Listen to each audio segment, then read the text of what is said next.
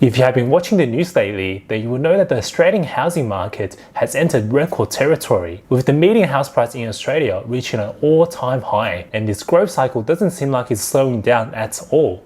With record low interest rates, high levels of consumer confidence, incredibly low levels of housing supply, and increasing buyer demand, and a nation that just loves to talk about property. This is great news for everyone who already own property. However, for those who have not purchased into the property market yet, many are now asking the question, is it too late to invest in property? And this is the concern that most investors, first home buyers, and everyday Aussies have. We really don't want to miss out on this amazing growth, and we don't want to become priced out of the market.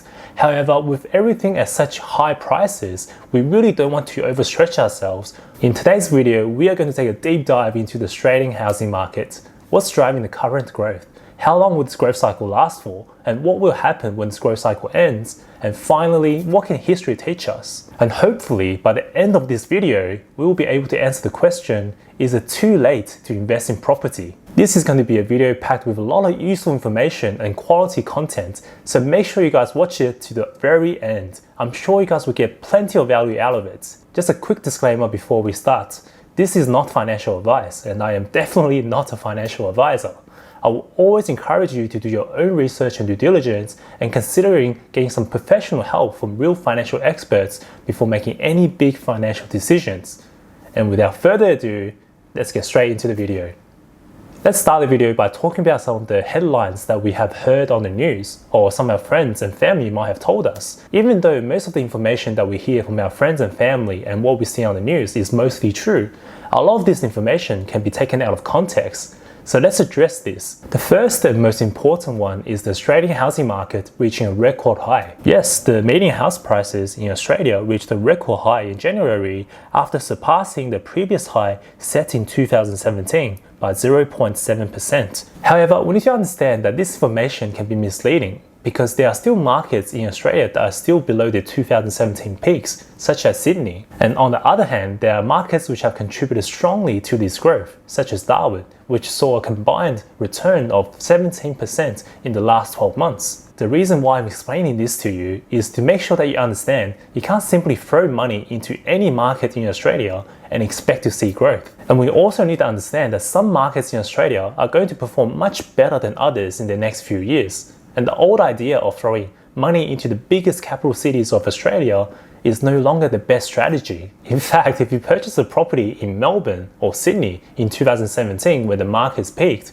and you sold at the current prices, you will most likely have made a loss. Bear in mind that this is based on the median house prices in both Melbourne and Sydney. And of course, there are going to be sub-markets in each of these markets that have outperformed the average. And if you had invested in these markets, you definitely could have seen some very impressive growth. In some of my previous videos, I've covered some of these markets that have seen some amazing growth, such as the Central Coast and Northern Beaches in New South Wales, and Geelong and Bendigo in Victoria. If you look at this graph provided by CoreLogic, showing the change in dwelling values from March 2020 to January 2021, we can actually see that Melbourne and Sydney have performed very poorly compared to their regional counterparts. Obviously, this is mostly due to the fact that working from home is becoming more common and more popular, with most big businesses and big corporations integrating it into their business models, as well as the fact that migration has completely stopped.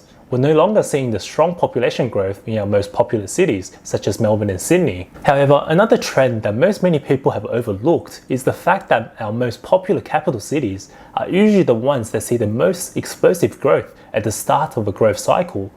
And the smaller markets and the regional markets tend to follow a few years later. And if you look back in history, this is a trend that repeats itself quite common. But not always. These markets need to have the right fundamentals and foundations before they can start to see growth, such as population growth, internal migration, good rental returns, low vacancy rates, government spending on infrastructure, as well as good employment and income data. So to partly answer the question, is it too late to invest in property? I personally think it really depends on where you invest.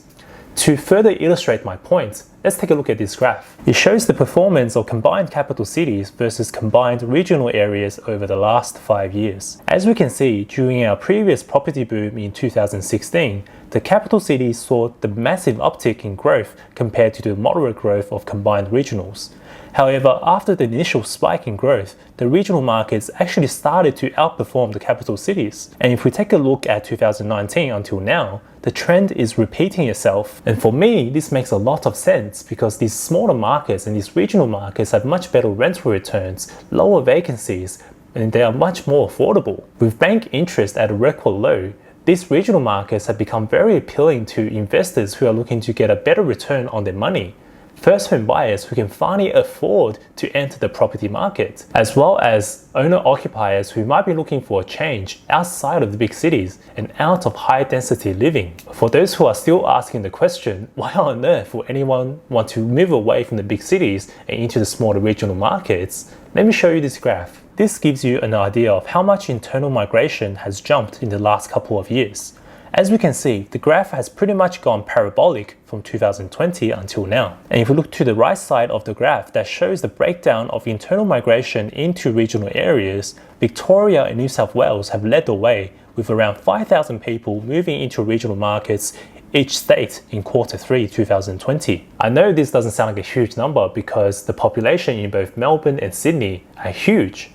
However, we need to look at this from the supply perspective. These 5,000 people that are flooding into the regional markets every quarter represents a huge increase in the demand for housing in these regional markets, because these regional markets are very small markets, usually with a population of 100,000 people or less. The housing supply in these regional markets simply cannot keep up with the surge in demand, and as a result, we have seen some very explosive growth in some of our most popular regional hubs. To give you an idea of just how much growth we are seeing in these most popular regional hubs, in my previous video I identified Geelong and Bendigo as the most popular regional hubs in Victoria. Bendigo recorded a growth of around 15% in the last 12 months, and Geelong saw absolutely crazy growth of almost 30% in the same period. To put things into perspective, the Sydney housing market saw a growth of only 2.7% in the last 12 months. Based on the numbers, Geelong was able to achieve a similar result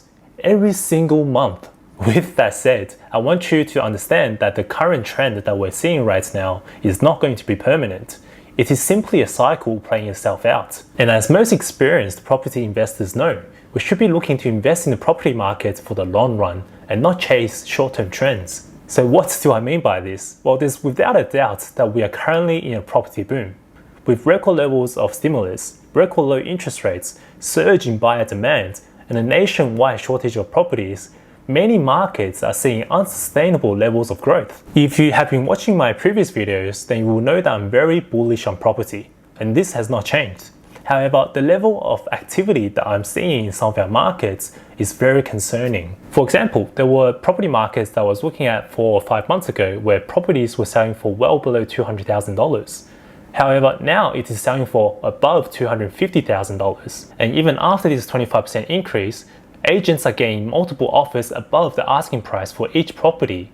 And you're expected to offer higher than this price if you want any chance of securing this property. I understand that this is a hot market and people are very excited about what's coming in the next few years.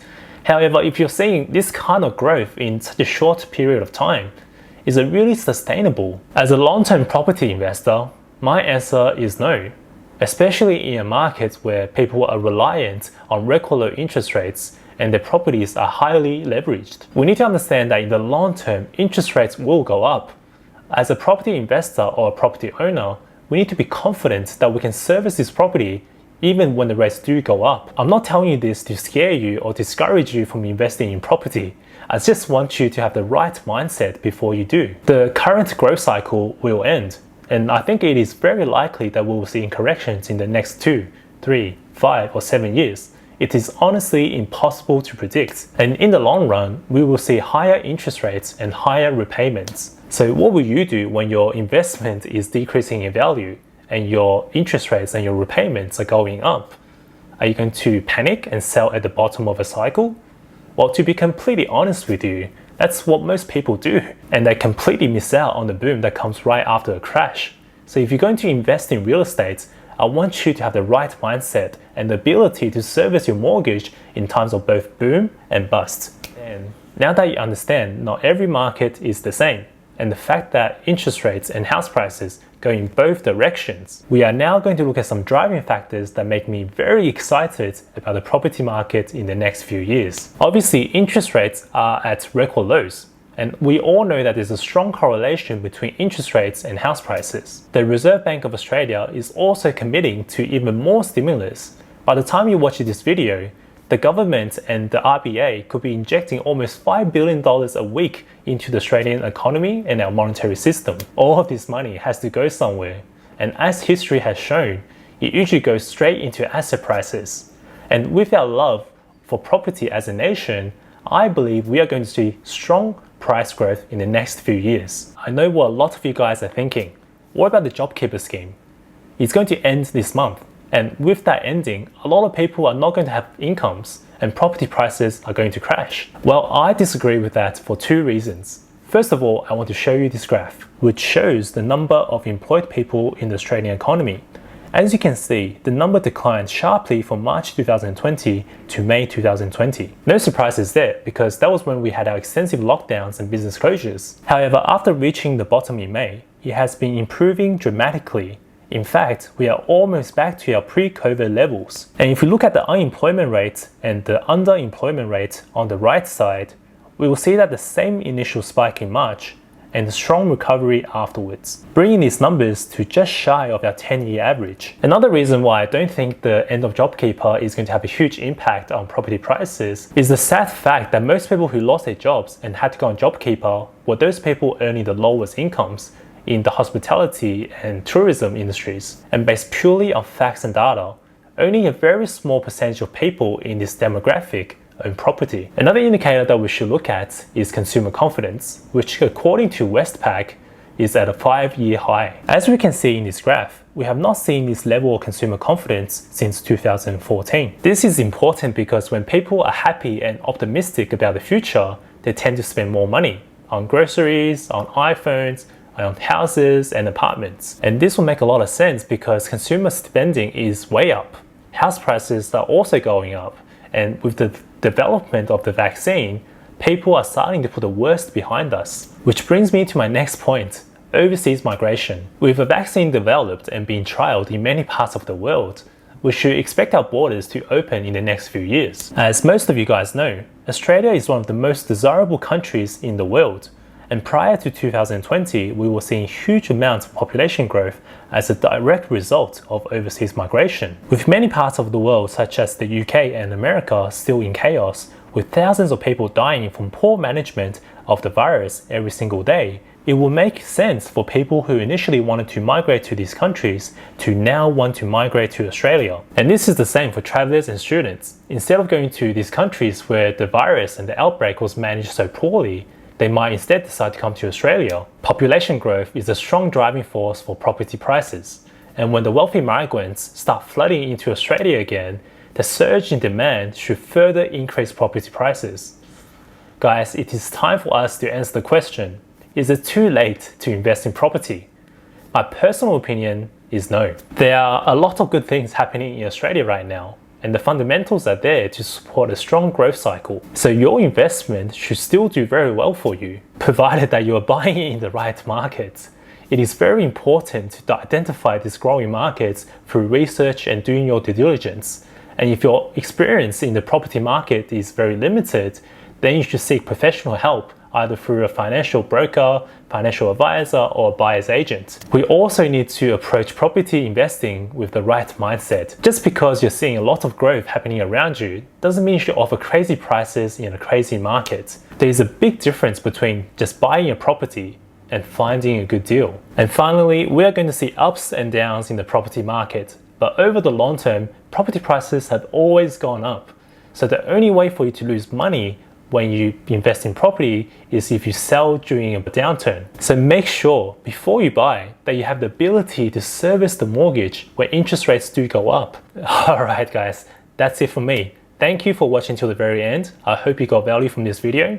If you did, give me a thumbs up. And if you're looking for more content just like this, you should follow me on my Instagram at investwithzane. And if you have any questions, feel free to message me there.